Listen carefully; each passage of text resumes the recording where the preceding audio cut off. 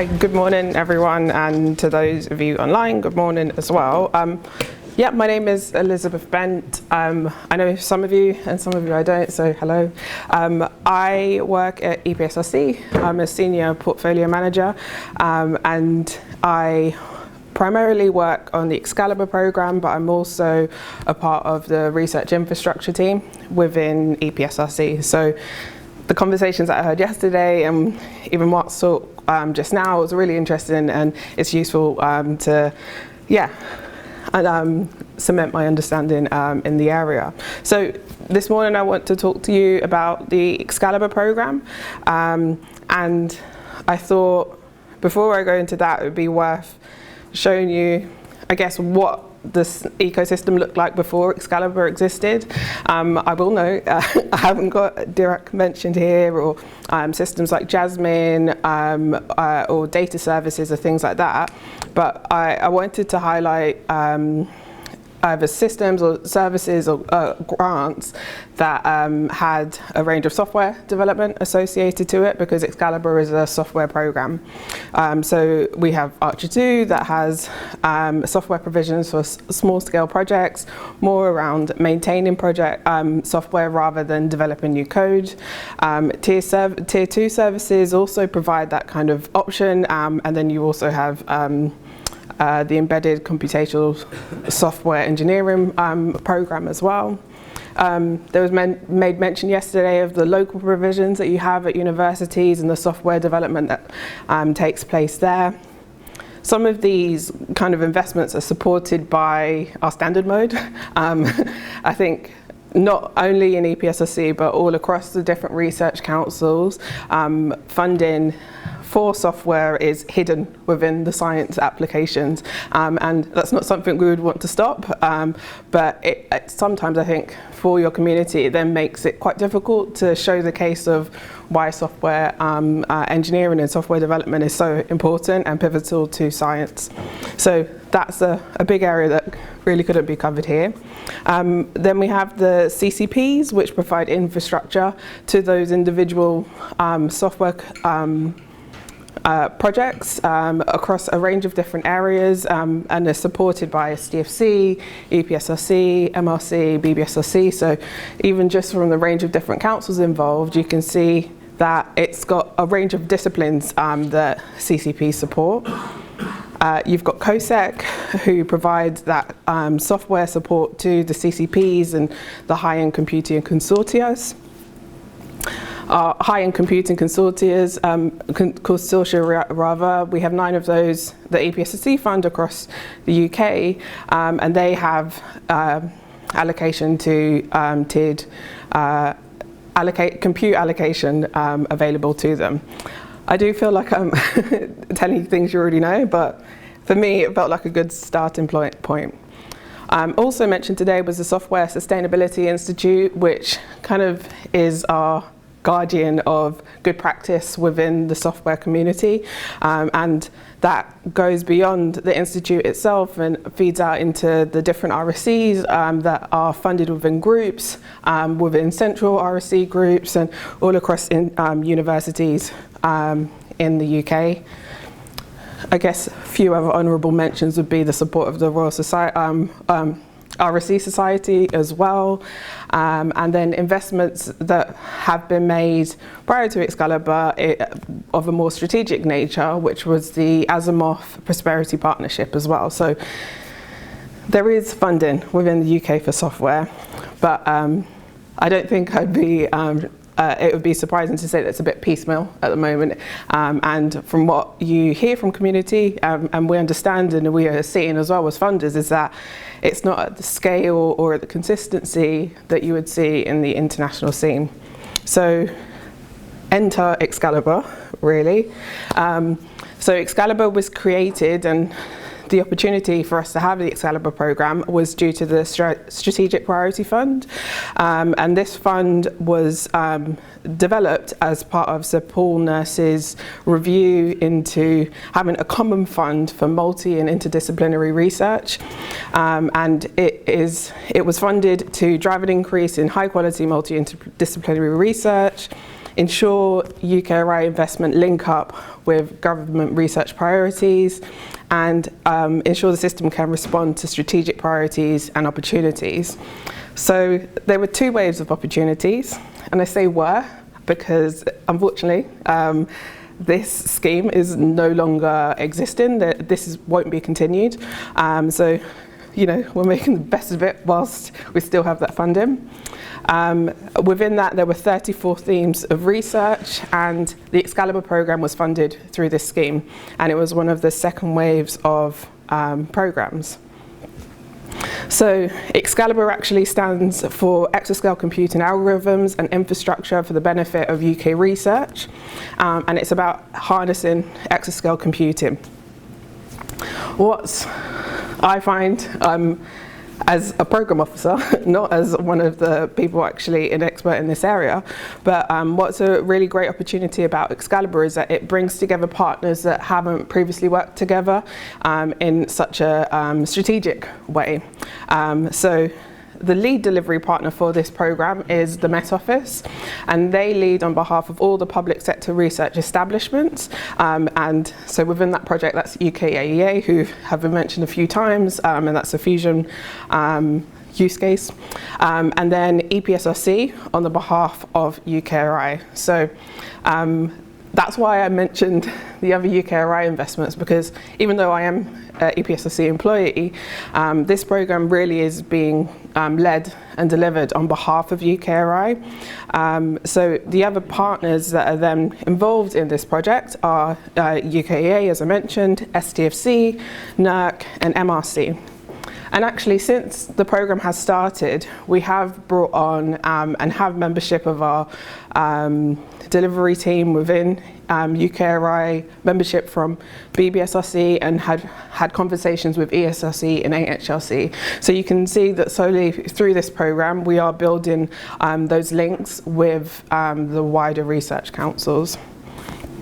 So the aim of Excalibur, as you can see here on the screen, is to redesign high priority simulation codes and algorithms to fully harness the power of future supercomputers, and aiming for those supercomputers that will be coming online in the mid-20s. So some of the projects that Mark mentioned in his previous slide, in his talk, but also some of the systems that are coming online internationally as well. Within our programme, we have these 4 pillars that are separation of concerns, co-design, data science, and investment in people. And these are the fundamental principles that we ask all projects to consider as they're building their proposals and as they're developing or maintaining high priority simulation codes and algorithms, or whether it's developing test beds.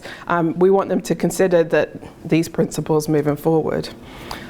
I should also have mentioned that this programme is a 5-year programme, and we had £46 million available to us, and that's split across both partners. And the key objectives of our programme are efficiency, capability, and expertise. I wanted to give you a snapshot of what the Excalibur programme looks like. It's just an image, it's nothing really important, but for us as a programme, it was 2 partners coming together that hadn't really worked together before, with a business case, with certain lines of activities that we would need to deliver against, and we would need to have a product at the end of it. That's what happens, when you work with government. You need to show the impact that you have made and meet the targets that you've outlined in the business case. And so since we started in 2019, we have evolved from those tranches of activity into hopefully an ecosystem and a bit of a community around Excalibur. So outside of that, you have the programme team, which is myself and colleagues from the Met Office. We have a governance structure that is led by EPSRC and Met Office colleagues, but then also a science advisory stream who make up members of communities not only within EPSRC but STFC, AHRC, MRC, BBSRC, and we previously had a CSA and an industry representative on it. So, it's not that the Met Office and EPSRC are behind a closed door and deciding how to push ahead. We are reaching out into that scientific community. And that community has helped us, and that advisory board has helped us to define the direction that we've taken for our different use cases, the approach that we've taken towards research software engineers, knowledge integration, cross-cutting research, hardware enabling software, and emerging requirements. I will touch on these areas as I move through the presentation, but the area that is something that we have tried to introduce as the programme has gone forward is a knowledge exchange network. So to us, knowledge exchange started from these 4 different areas. So we wanted to identify and lead opportunities for knowledge exchange at project level. We wanted to increase the awareness of projects at a programme level. We want to collaborate with relevant academic, industrial and international communities, and then to work together as a network to deliver activities and facilitate knowledge sharing. We kind of set up these principles and expectations for our knowledge exchange coordinators because we realised early on, one, we started in the pandemic, so that was a really difficult time to bring a community together.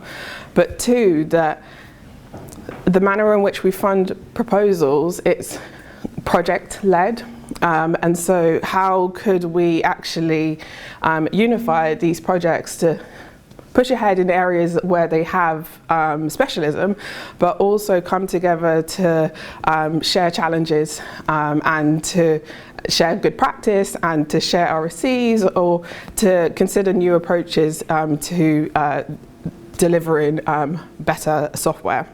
So as such, we have since funded knowledge exchange coordinators.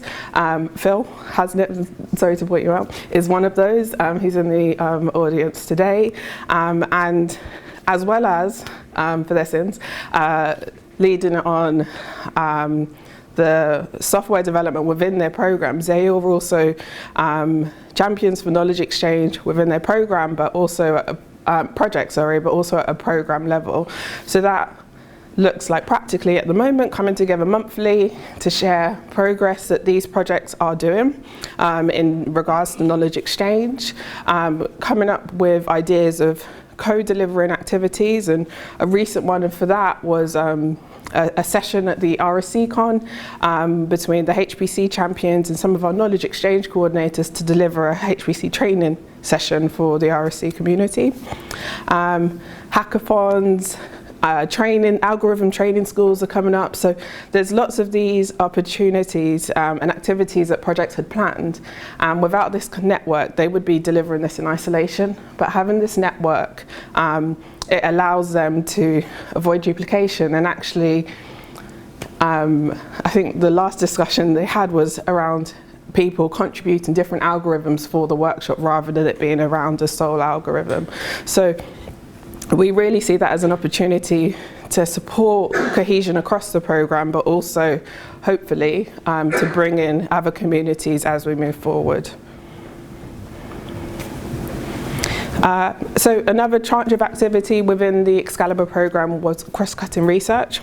And we defined cross-cutting research as a coordinated approach to address known technology infrastructure issues, and if resolved, would lead to significant progress and across a range of exascale software developments. The approach that we took for this was to hold a community event online again, but to share our views of what cross-cutting research was, and we broke this down into 2 approaches. Common approaches, so that's in the name, it's common, but then also potential disruptors, so approaches that would really shift the landscape in terms of common addressing known technology issues. For us as UKRI, there hasn't really been a funding route to fund these areas of research before, so we were ourselves and the Met Office were really pleased with the contribution of ideas that were submitted through the scheme. had a bit of a refining process to see which themes were pertinent to the project, but for us within UK Rights, making us consider the type of software support that's needed in the future as well. So we've got the potential disruptors in grey, and we've got the common approaches in orange there. What I will say is, whilst this is an Excalibur programme, you can reach out to these grants and find out a bit more about what they're doing. I won't do their science justice and their research justice, so I would implore you to have a chat with the PIs and the knowledge exchange coordinators of these grants, and you can find out a bit more about them in detail. But again, some of these, the benefit of having this theme is that it's given some academic communities a better insight into the Met Office, who previously had really specific partners that they would work with for academic reasons, but now it's brought in other partners to work with the Met Office, which has been a real benefit of this programme. The next element of the programme was the research software engineers knowledge integration, and this was targeting our developing expertise objective. What I will say is we had around 750k to do something in a 5-year programme for research, DRC aspects of the programme. And so we took an approach of splitting this into 2 phases and wanted to understand what we could actually achieve with that money and in the time frame. So we took an approach of commissioning a landscape review with the aims of involving a training curriculum, and it should encompass both technical and professional development, work towards growth in the number of UK RSC community across academia and industry, and focus on the development of activities to facilitate both the cross-fertilisation of knowledge and the movement of people between academia and industry. So this landscape review is something that's open and available, and I think some of the white papers that Mark was highlighting previously, this can add to it, and it is really specifically about the skills required in HPC, future training needs of RSCs, and challenges faced by that community. Once we commissioned that review, we then led a call into actually delivering some of the recommendations from that review, and it was last summer, I believe. We funded 2 grants, one as the core grant to lead in developing a training curriculum and framework, and that's led by Professor Neil Chu Hong, who's based at the University of Edinburgh. And then we also had funding available to deliver ad hoc training activities. And so Dr. Omel Jamil, based at the University of Exeter, and Gemma Shipton will be leading training in algorithms for exascale simulations, which will be involving workshops and also a summer school. So I'm really trying to flag these with you so that you're aware that these kind of activities are coming up, and also for you to promote those within your teams. So one of the last few areas within the Excalibur programme is our high priority use cases. For UK Right, it was difficult. We don't have a defined use case. Mark rightly said that we do have the UKRI science case for supercomputing, but our business is running activities and funding opportunities to ensure that quality research is funded in these areas, and so we needed to understand how to do that. And so we took a phased approach for these use cases to allow communities to develop software and algorithms ready for exascale systems. So the phase 1 approach, we funded 10 design and development working groups who had a period of 12 to 18 months to scope out with their community needs, their needs for a high priority use case, as well as doing some initial software development as well. Following that, we then encouraged the groups, where possible, to come together and then released further funds for a fully fledged high priority use case. And the result of that is that we now have a use case in turbulence that brings together two consortia. We have a use case in particle-based modelling, which Phil also is a part of, and brought together two of the design and development working groups, which was really positive to see, and that's particles at a scale, so it's a really, really interesting project. And then finally, we've got a use case in continuum mechanics and finite elements, and again, that brought together two of those design and development working groups. So for us, it was really promising to see that the different working groups were coming together and working together to make the best out of the funding that was available, instead of just pushing ahead and trying to get that funding for themselves. So we have just recently had the last phase of our funding for high priority use cases, where we are funding 4 further projects. Those projects haven't been officially signed off yet, or the award letter hasn't been offered. So I can't tell you who, but we do have grants in particle physics, computational biomedicine, multi-grid solvers, and the last one's just disappeared out of my mind. AI, that's it, AI for science, yes. Perfect, thank you. So we will have an announcement on our website, I would say in December, to provide more information about who those projects are. So that was the approach that we've taken for the UKRI use cases.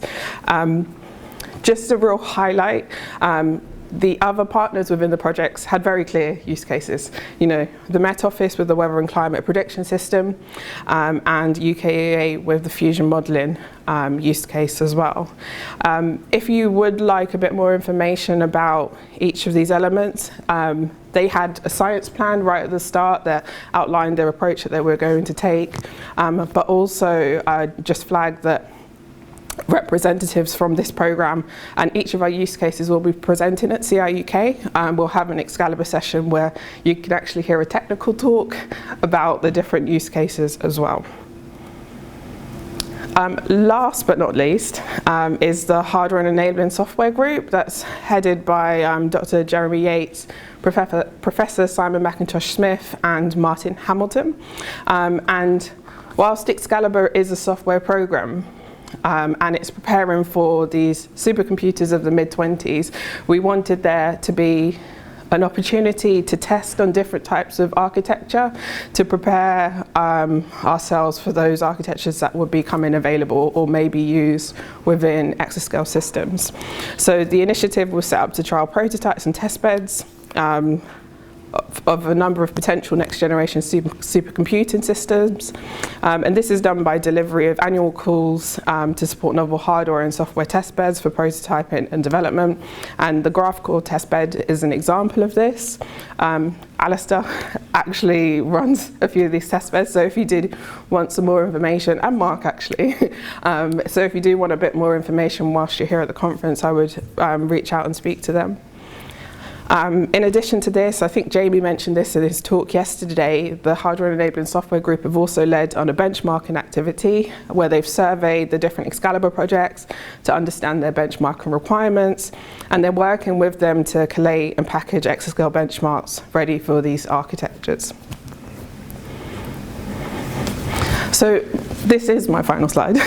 I kind of just wanted to finish on the point that I started with what the landscape looked like prior to Excalibur, and that's been really great. We've talked through what is happening in Excalibur at the moment, and we're still now at a stage where the digital landscape is evolving. Within Excalibur as a program, we're considering what follows, similar to what you're saying. It's been a really great contribution, and it has been great to bring communities together, but there are still communities that we need to bring in on board. There's still work that we need to do within the different areas of use cases that are available within Excalibur, and making the most of the data science element, which I think we've we've inched into within Excalibur, but there's still more potential for us given the vast amount of data that will be available. So we're considering as a programme what next looks like, and what do we need to incorporate, and who needs to be involved in terms of public sector research establishment, in terms of industry. What does the proper training provision look like for Excalibur? And how do we introduce benchmarks between the use cases and cross-cutting to really push people towards performance and energy efficiency and things like these, and these considerations that are needed within a software program. So I wanted to flag that we are doing that thinking, and if you're interested, please get in contact with me, and I'm happy to have that conversation offline. But also I wanted to mention the digital research infrastructure program that has come to fruition and launched since the Excalibur programme began. And again, it really resonates with points that you've all made today. It's a vision. The vision is to have a coherent state-of-art national digital research infrastructure that seamlessly connects researchers and innovators to computer, data, tools, techniques and skills. Within UKRI, we have the infrastructure fund, and people really understand equipment and those facilities, and so it's really great to see this investment in the digital research infrastructure, and the building blocks of this program is large-scale compute, data storage facilities, software and shared code libraries, mechanisms for access networks, and people, so the users and the experts that maintain and develop that digital landscape as well. So we are, where it's previously been the individual research councils, now we have the digital research infrastructure where we are coming together and being advised again by a scientific advisory stream, but also understanding where it works best for us to work together to push ahead digital research for the UK. Our community also is really, again, it was mentioned that we have a strength in the UK in terms of our people and the software and the algorithms that we develop and that we maintain, and we want to ensure that that can be continued to be recognised, and it's something we are considering as we are doing planning for what follows Excalibur. Having the awareness that there are different ranges of or routes for large-scale compute becoming available, and there is a UKRI statement around large-scale compute available on our website if you'd like to see our views behind that as well. We want to continue to support development of HPC skills and RSCs and other digital professionals as well.